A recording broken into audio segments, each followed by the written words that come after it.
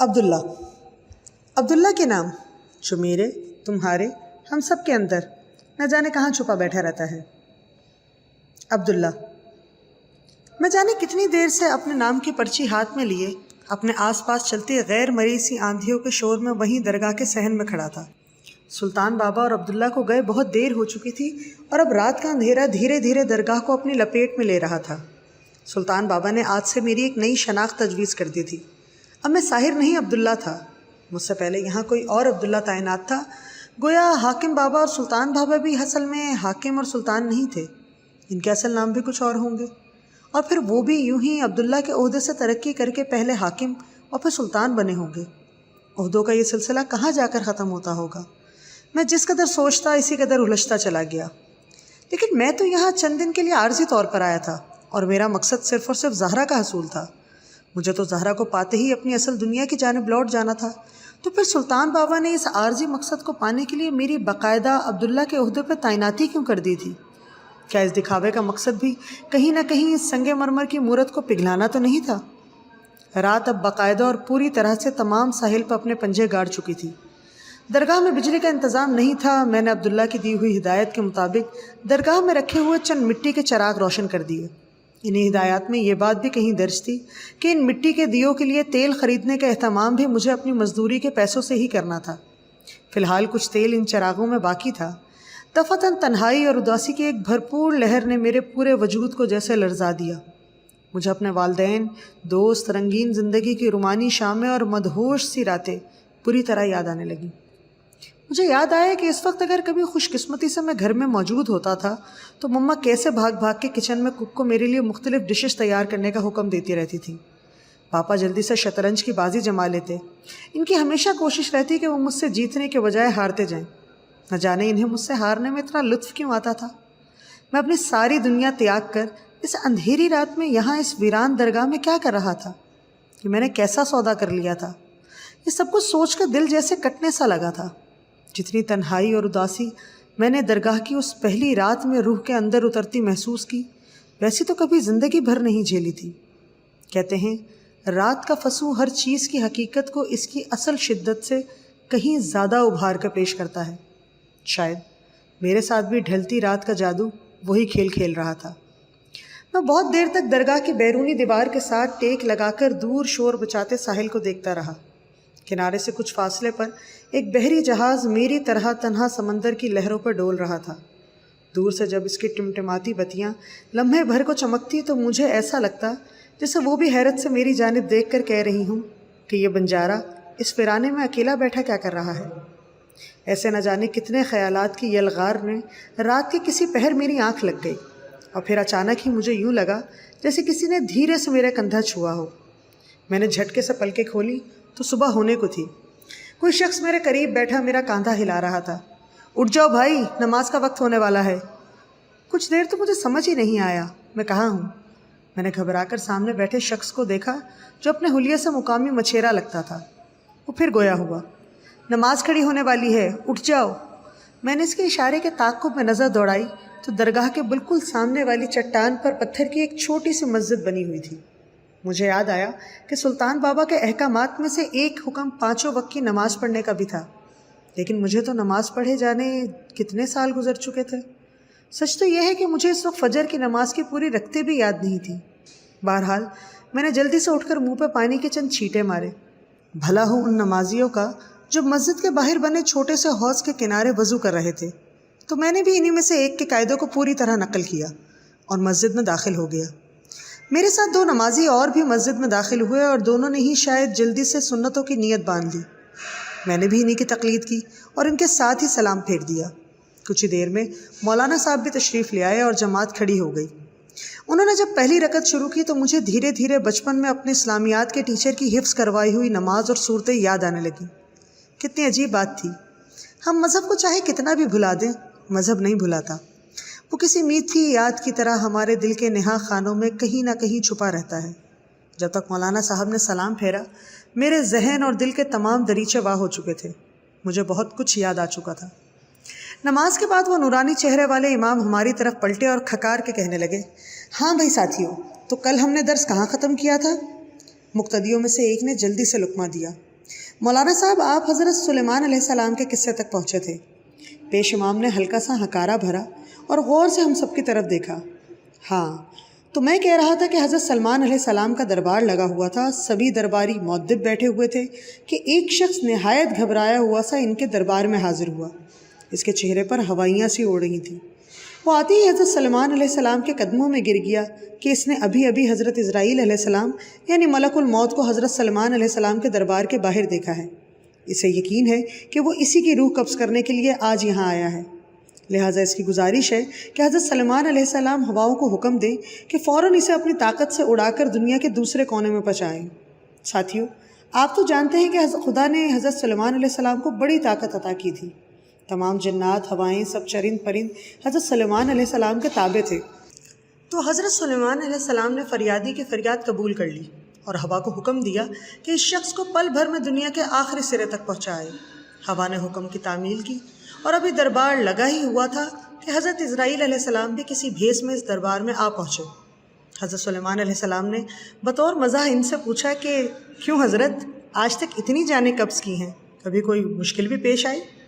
حضرت اسرائیل علیہ السلام نے جواب دیا، ہاں، آج ایک عجیب واقعہ ہوا جس نے کچھ دیر کے لیے تو مجھے بھی سوچ میں ڈال دیا۔ ہوا یہ کہ آج مجھے دنیا کے دوسرے سرے پر ایک شخص کی روح قبض کرنے کا حکم ملا تھا، لیکن ابھی چند لمحے پہلے جب میں نے اسی شخص کو آپ کے دربار کے باہر دیکھا تو میں خود بھی متزلزل ہو گیا کہ یہ شخص تو یہاں موجود ہے، جبکہ میری فہرست کے مطابق مجھے یہاں سے ہزاروں میل دور اسے بے جان کرنا تھا۔ لیکن ایک لمحہ پہلے جب میں اس مقام پر پہنچا جہاں اس شخص کا آخری سانس لکھا تھا تو وہاں وہ مجھ سے پہلے موجود تھا۔ سچ ہے، خدا کے کام خدا ہی جانے۔ مولانا صاحب نے قصہ ختم کیا تو نمازیوں نے کی طرف دیکھا جو سبھی دمسادے مؤدب سے بیٹھے تھے۔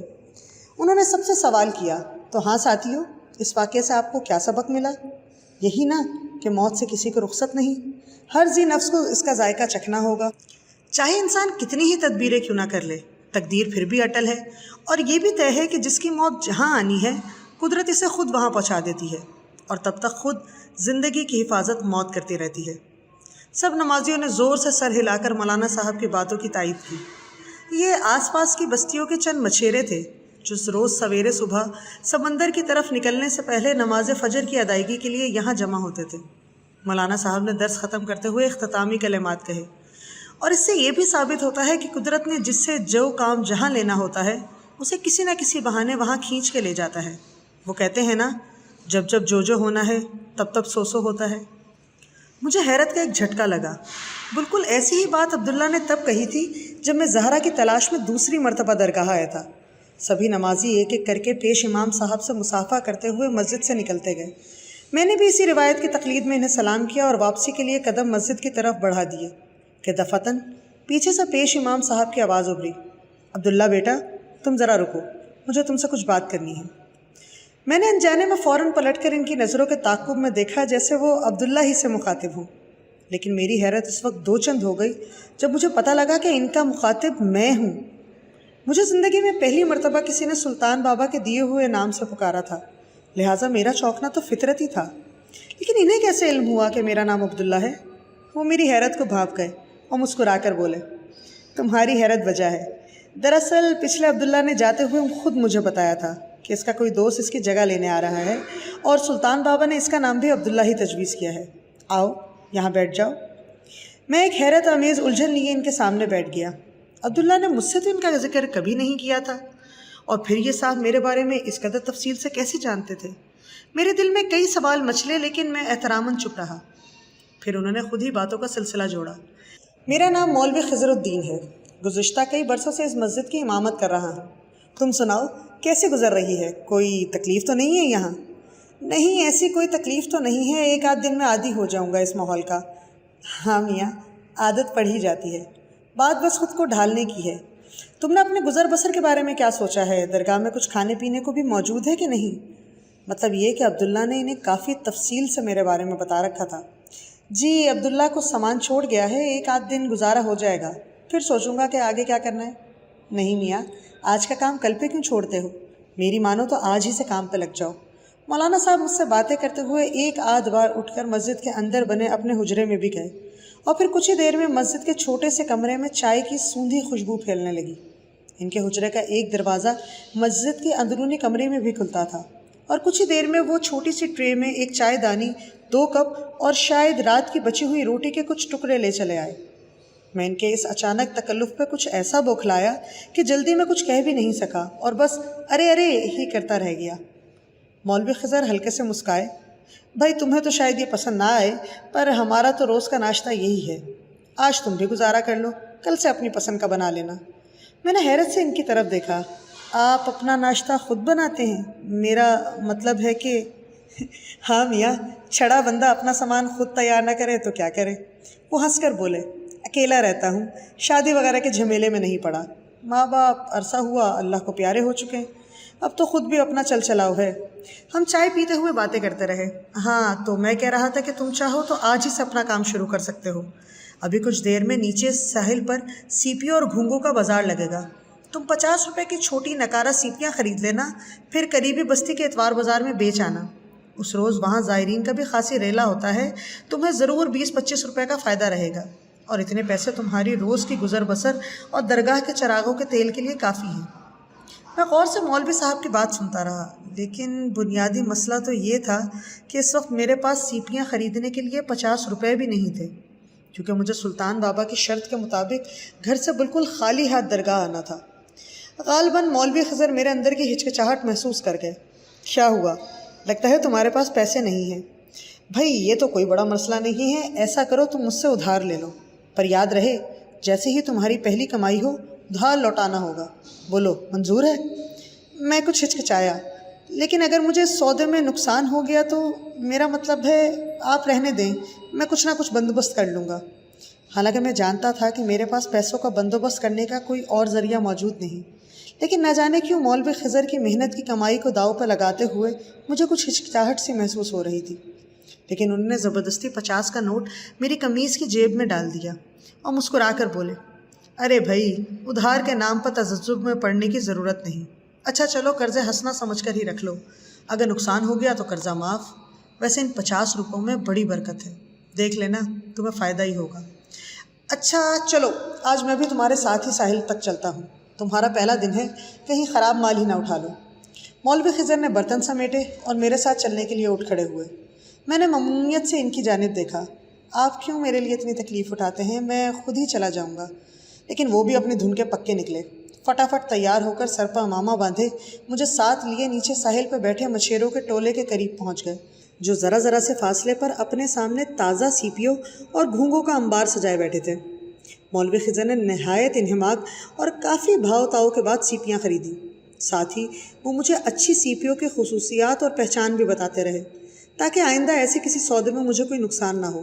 عجیب کمال شخص تھے مولوی خضر الدین، کچھ ہی دیر میں مجھ سے یوں گھل مل گئے جیسے برسوں کی شناسائی ہو۔ میں نے یہ بات بھی محسوس کی کہ نہ صرف ساحل پر بلکہ علاقے کے تقریباً سبھی لوگ ان کا بے حد احترام کرتے تھے، اور اگر وہ ذرا سا بھی اشارہ کر دیتے تو لوگ بنا کسی مول تول کے ہی سارے کا سارا بازار ان کے قدموں میں لا ڈالتے۔ لیکن انہوں نے پکے کاروباریوں کی طرح ایک ایک سیپی پر لمبی بحث کی اور مال خرید کے میرے حوالے کر دیا۔ واپسی پر انہوں نے تفصیل سے مجھے مالائیں بنانے کا ہنر بھی سکھا دیا کہ کس طرح ایک سیپی کو ایک خاص زاویے سے دھاگے میں پرونا ہے۔ ہم دونوں جب اپنی خریداری کے بعد اوپر درگاہ تک پہنچے، ظہر کی نماز کا وقت قریب آ چکا تھا، جبکہ مجھے ابھی اپنے دوپہر کے کھانے کا انتظام بھی کرنا تھا۔